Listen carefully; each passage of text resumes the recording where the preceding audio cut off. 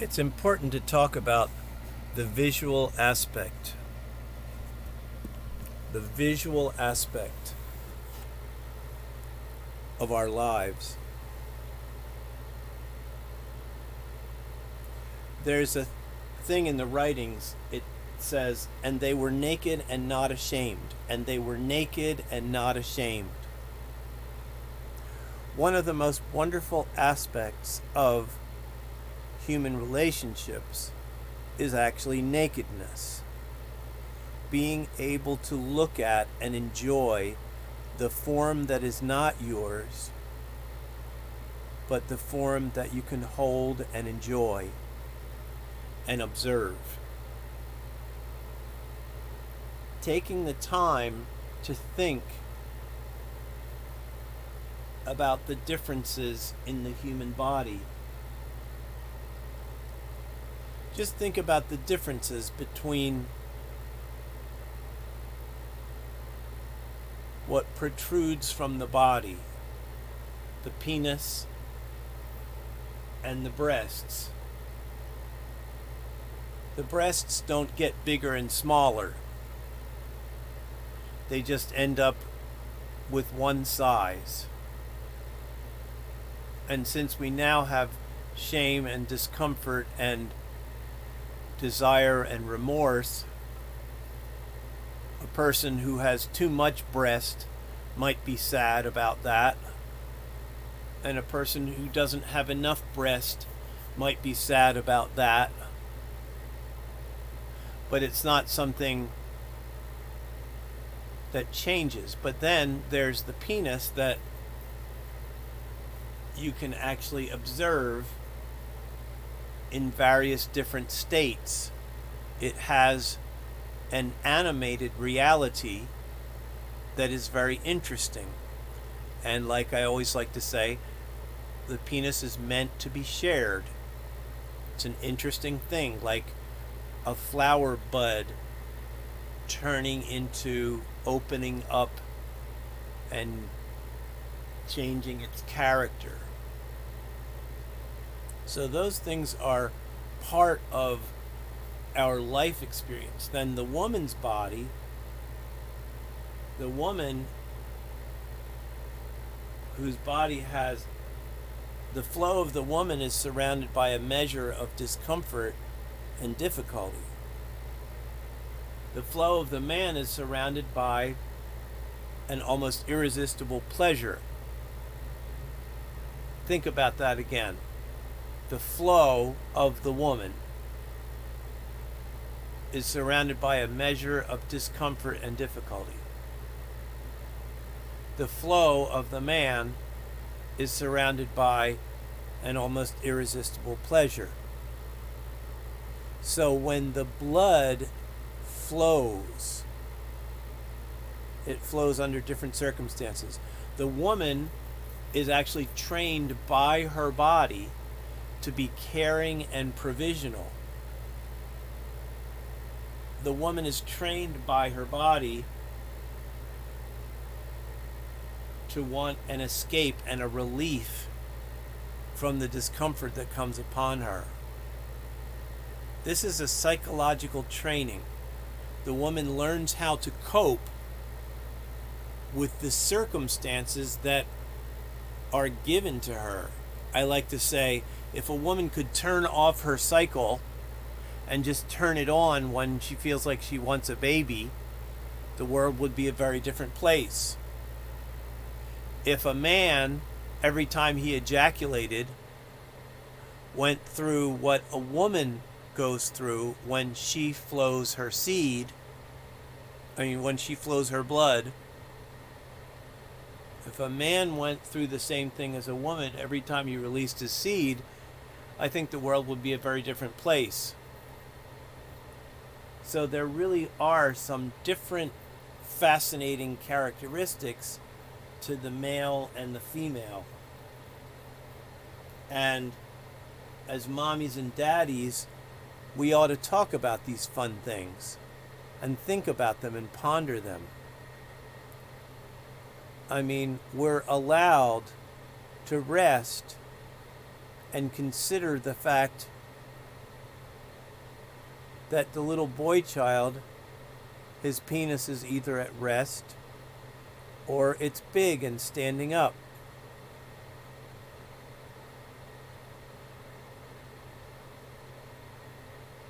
That's a marvel. That's a pleasant and fascinating thing. So one of the great aspects of being able to have your own person and enjoy your own person is just being able to look, the nakedness.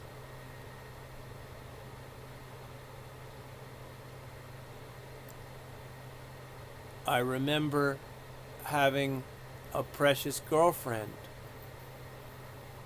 and when we were close and intimate, she joked at herself and mocked herself and said, yeah, you know, I'm the titless wonder.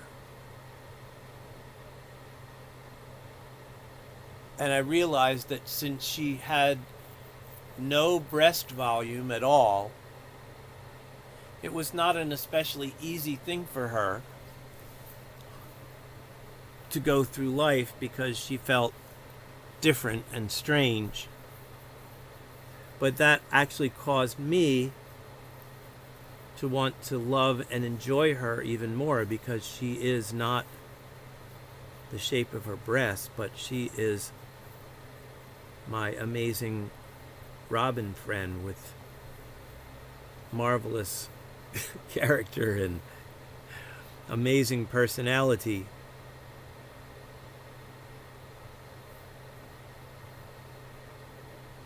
So then the other thing that's a wonder is the vulva. I mean, the vulva is a unique flower, a unique style and form and shape. And it's interesting because in the wisdom writings it says there is a time when all things will be known. And in some ways you could think like just the idea of all the different vulvas and the shape and form and the beautiful flower shape of each one is so unique and so amazing. But we can't see every single one and think about them. But someday perhaps we will, when all things are known. Even the shape and the form of the vulva is partly a secret part of life. That's an interesting thing that gets shared between those who are naked and intimate. But if we go back and think of a time before there was shame, before there was a covering of the body, before when the world was just like a terrarium and all the temperature around the world was all the same, and there was no need for clothing or covering because there wasn't hot or cold, there was a balanced temperature. In that time, when we were naked and not ashamed, what were the experiences? What were we able to see and know? The visual thing is very important. I wondered in the Garden of Eden, were we able to enjoy and watch and observe when we were stimulating one another? Is that a thing that was enjoyable to the family to observe?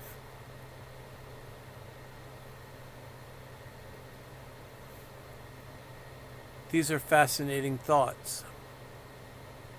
We are not the animals. We are stewards of the entire earth. So we're also stewards of our bodies. So that means exploration and observation of arousal and flow and things like that. That would logically be a part of our educational ability. And these are things that I want to outline and touch on and make little chapter commentaries on. I remember in a time when I was being invited to meditate on the Garden of Eden, I was asking the question, well, was there provision for a person to actually walk single in the Garden of Eden? And if a person was in their singleness, was there any occasion or invitation for arousal? Or was that only shared when they were two to enjoy the arousal? And that became a pleasant avenue of meditation and questioning. And these are the kinds of things that mothers and fathers can be talking with their children about, because it is absolutely essential to be able to talk about the marvelous amusement park of arousal and desire and nakedness and enjoying one another. As wise people say, in my playlist, we're going to talk about sex and spirits. In that playlist, there's one little video where people who are wise about children are talking and saying there is never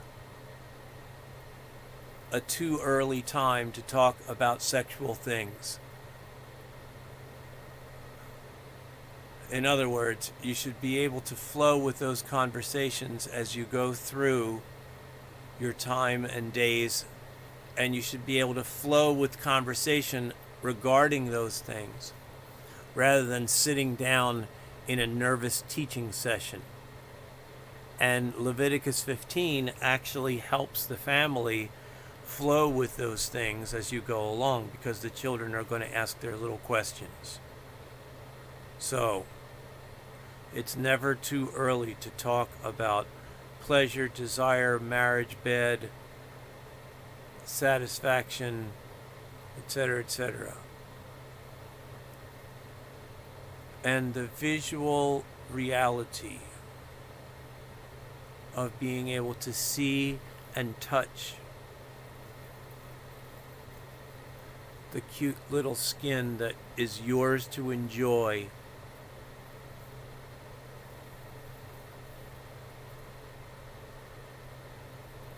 We are all children before God, learning to become at peace and live life in a mature and honorable way, because there's much suffering and sadness. So we have to have the stress points in life figured out and described. We need to be able to converse about the sketchy, difficult issues so that we can just be at peace and live another day.